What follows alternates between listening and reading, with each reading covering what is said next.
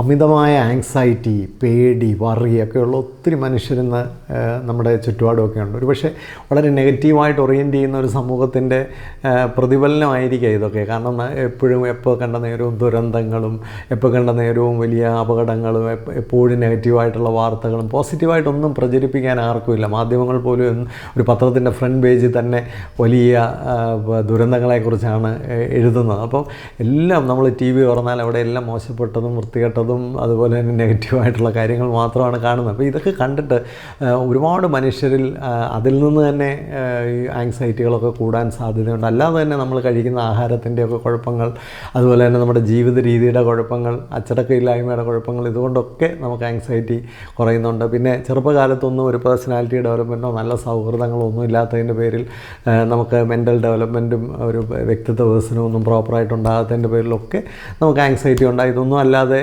Anxiety ഉണ്ടാകാനുള്ള പല ശാരീരിക കാരണങ്ങളുണ്ടാവാം. പിന്നെ പരമ്പരാഗതമായിട്ട് ജനറ്റിക്കായിട്ട് നമുക്ക് ഇങ്ങനെയുള്ള പ്രശ്നങ്ങളൊക്കെ ഉണ്ടാവാം.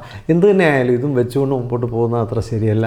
അതിനെങ്ങനെ ഓവർകം ചെയ്യാമെന്നുള്ളതിനെക്കുറിച്ചാണ് ഈ വീഡിയോ സംസാരിക്കുന്നത്.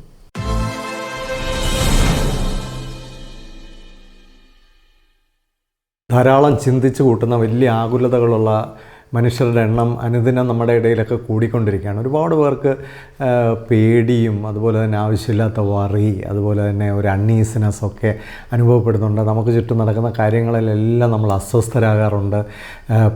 നമ്മുടെ കാര്യങ്ങൾ മാത്രമല്ല, മറ്റുള്ളവരുടെ കാര്യങ്ങൾ വരെ നമ്മൾ ആവശ്യമില്ലാതെ ഇടപെടുന്നുണ്ട്. അങ്ങനെ വളരെ അസ്വസ്ഥമാകുന്ന ആൾക്കാരിന്ന് ഒരുപാട് കൂടി വരുന്നു. അത് കൊച്ചുകുട്ടികളിൽ മുതൽ പ്രായമുള്ളവരിൽ വരെ ഇത് ഒത്തിരി കാണാനായിട്ട് സാധിക്കുന്നുണ്ട്.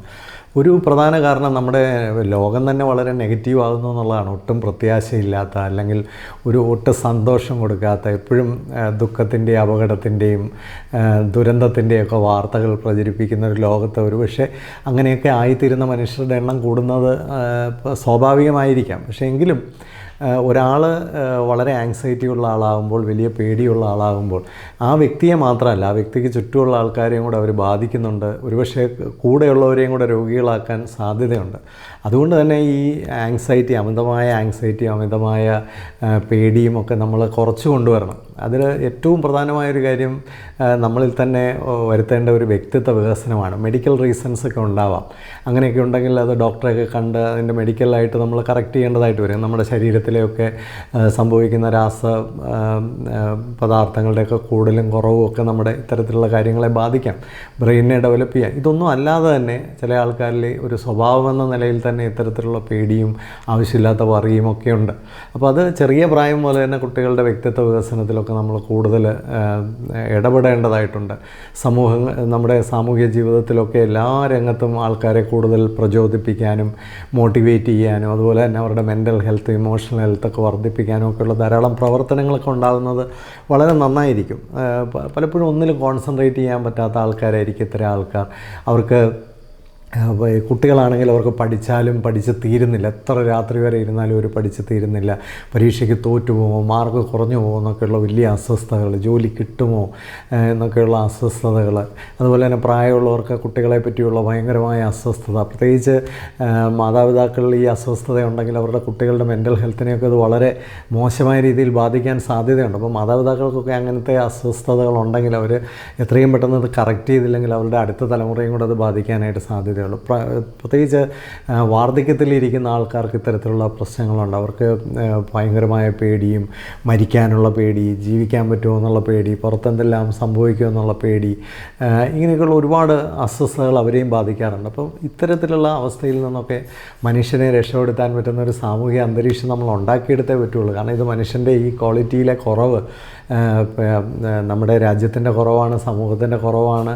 അതെല്ലാ രംഗത്തും അതിൻ്റെ പ്രത്യാഘാതങ്ങൾ ഉണ്ടാകുന്നതുകൊണ്ട് തീർച്ചയായിട്ടും നമ്മൾ ഇത്തരത്തിലുള്ള കാര്യങ്ങളൊക്കെ മെച്ചപ്പെടുത്തിയെടുക്കാനായിട്ട് ശ്രമിക്കണം. പ്രത്യേകിച്ച് ഞാൻ കുട്ടികളുടെ ഇടയിൽ ഇടപെടുന്ന ഒരാളായതുകൊണ്ട് പറയുകയാണ്, കുട്ടികളെ സംബന്ധിച്ച് അവർക്ക് നല്ല ആഹാരം, പ്രത്യേകിച്ച് പോഷകസമൃദ്ധമായ ആഹാരം ഇതിന് വളരെ പ്രധാനമായൊരു കാര്യമാണ്. നല്ല ഭക്ഷണം കുട്ടികളുടെ ബ്രെയിൻ ഡെവലപ്മെൻറ്റിന്, മെൻ്റൽ ഡെവലപ്മെൻറ്റിനൊക്കെ വളരെ ആവശ്യമാണ്.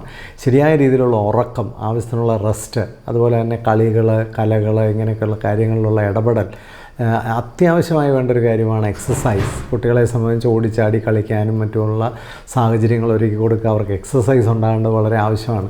ഈ അമിതമായ കുട്ടികൾക്ക് ചേരാത്ത ലക്ഷ്യങ്ങളൊന്നും വയ്ക്കാതിരിക്കുക. ഈ ഓവർ എക്സ്പെക്റ്റേഷൻ വളരെ കുഴപ്പമുണ്ടാക്കും. കമ്പാരിസൺസ് അവരുടെ കോൺഫിഡൻസ് കുറയ്ക്കും. ഇപ്പോൾ ആവശ്യമില്ലാത്ത കമ്പാരിസൺസ് ഒഴിവാക്കാം, അമിതമായ എക്സ്പെക്റ്റേഷൻ ഒഴിവാക്കാം. കുട്ടികളെയൊക്കെ അവരുടെ കഴിവ് വർദ്ധിപ്പിക്കാനും അവരുടെ കഴിവിൻ്റെ പരമാവധി വർക്ക് ചെയ്യാനും അത് ഓക്കെ ആണെന്ന് പറഞ്ഞു കൊടുക്കാനും ഒക്കെ കഴിയണം.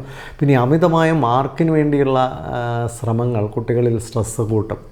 ഒരുപാട് മാർക്ക് വാങ്ങിച്ചിട്ടൊന്നും വലിയ കാര്യങ്ങളില്ല. എന്നാൽ എല്ലാ രംഗത്തും കോമ്പറ്റേറ്റീവ് എക്സാംസാണ്. അതുകൊണ്ട് തന്നെ നല്ല മെൻ്റൽ ഹെൽത്തും നല്ല ഇമോഷണൽ ഹെൽത്തും നല്ല കോമ്പീറ്റൻസിയും ഒക്കെ ഉണ്ടായെങ്കിൽ മാത്രമേ അവർക്ക് ഏത് രംഗത്തും പോയി മത്സരിച്ച് ജയിക്കാനൊക്കെ സാധിക്കുകയുള്ളൂ. അപ്പോൾ അതുകൊണ്ട് മാർക്കിന് മാത്രം കോൺസെൻട്രേറ്റ് ചെയ്യേണ്ട കാര്യങ്ങളില്ല. പിന്നെ ഒരു മെൻ്റൽ ഹെൽത്ത് ഇല്ലാത്തൊരു കുട്ടി കുറേ മാർക്ക് വാങ്ങിച്ചുകൊണ്ട് വന്നാൽ അവർ ജീവിതത്തിൽ പരാജയപ്പെടാനാണ് സാധ്യത. അതുകൊണ്ട് കുട്ടികൾ വളരെ ബാലൻസ്ഡായിട്ട് ഇൻ്റഗ്രേറ്റഡ് ആയിട്ടൊക്കെ വളർന്നു വരാൻ ഇടയാക്കണം. പ്രാർത്ഥന, യോഗ, മെഡിറ്റേഷൻ, നല്ല ഫ്രണ്ട്ഷിപ്പ്, ബന്ധങ്ങൾ, പരിസ്ഥിതിയും സമൂഹവുമായിട്ടൊക്കെയുള്ള ഇടപെടലുകൾ, ഇതൊക്കെ കുട്ടികളെ സംബന്ധിച്ച് എല്ലാ പ്രായത്തിലുള്ളവർക്കും ആവശ്യമാണ്. ട്രാവൽ, നല്ല റീഡിങ് ഒക്കെ നമ്മുടെ മെൻ്റൽ ഹെൽത്ത് മെച്ചപ്പെടും. നമുക്ക് ഈ ആവശ്യമില്ലാത്ത കാര്യങ്ങളെല്ലാം ഇരുന്ന് ചിന്തിച്ച് കൂട്ടുന്ന സമയത്ത് നല്ല പ്രചോദനാത്മകമായിട്ടുള്ള പുസ്തകങ്ങളൊക്കെ ഇരുന്ന് വായിച്ച് നമുക്ക് കൂടുതൽ ധൈര്യവും പ്രത്യാശയൊക്കെ ഉണ്ടാവും.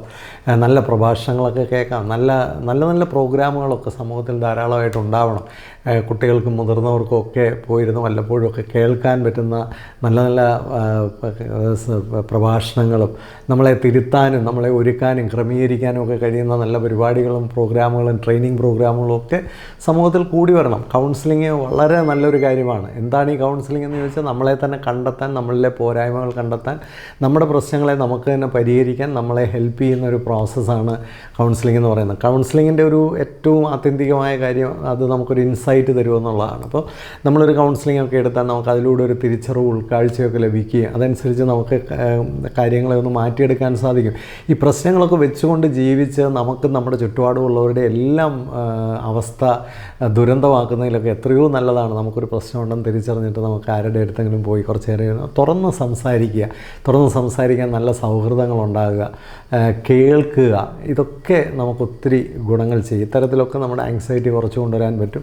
പിന്നെ തീരെ കൺട്രോൾ ചെയ്യാൻ പറ്റാത്ത ആങ്സൈറ്റി, ചിലർക്കൊക്കെ അത് ആങ്സൈറ്റി അങ്ങ് കൂടി ഡിപ്രഷനിലേക്കും കരച്ചിലേക്കും വലിയ ദുഃഖത്തിലേക്കും ഒക്കെ വരുമ്പോൾ തീർച്ചയായിട്ടും മെഡിക്കൽ ഡോക്ടേഴ്സിനെയൊക്കെ പോയി കണ്ട് അതിന് വേണ്ട പരിഹാരങ്ങളൊക്കെ എടുക്കുന്നതിൽ ഒരു തെറ്റുമില്ല.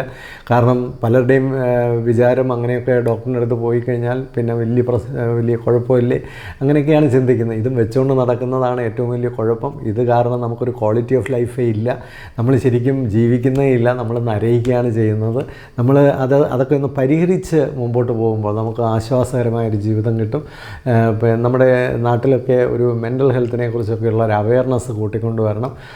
ഇമോഷണൽ ഇൻ്റലിജൻസിനെ കുറിച്ചൊക്കെയുള്ള അവയർനെസ് കൂട്ടിക്കൊണ്ടുവരണം. അപ്പോൾ അധ്യാപകർക്കൊക്കെ ഈ രംഗത്ത് ഒത്തിരി കാര്യങ്ങൾ ചെയ്യാനായിട്ട് സാധിക്കും. മാതാപിതാക്കൾ എക്യുപ്ഡ് ആകുന്നതിലൂടെ അവർക്ക് അടുത്ത തലമുറ എക്യുപ്പ് ചെയ്യാൻ പറ്റും. അപ്പോൾ ഇത്തരത്തിലൊക്കെയുള്ള ഒരു നല്ല മാറ്റങ്ങൾ ഈ ആങ്സൈറ്റി ഒന്ന് കുറച്ച് കൊണ്ടുവരാനും ആവശ്യമില്ലാത്ത ഈ ഇത്തരം ചിന്തകളെയൊക്കെ ഒന്ന് കൺട്രോൾ ചെയ്യാനും ഒക്കെ എല്ലാവരെയും സഹായിക്കും. Thank you.